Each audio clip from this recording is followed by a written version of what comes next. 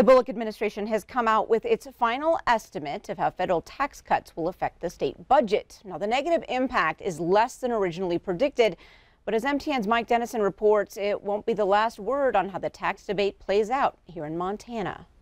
State Budget Director Dan Villa said Thursday the federal tax cuts passed by Republicans in Congress will cost the state budget about $20 million over the next 18 months. He says the losses will be in state corporate income taxes because of a change that allows businesses to take higher deductions for expenses. That estimate is down from an earlier one of $46 million. With experts on both sides, we thought it appropriate to err on the side of less loss to the state revenue because that was really the legislative intent in Congress.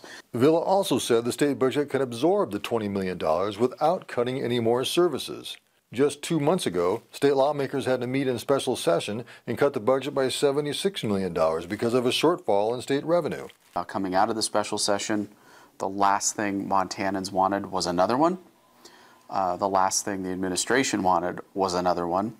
But a top Republican lawmaker says he thinks the federal tax cuts will actually increase state tax revenue. Senate Majority Leader Fred Thomas of Stevensville notes that federal income taxes will be cut $750 million this year for Montanans.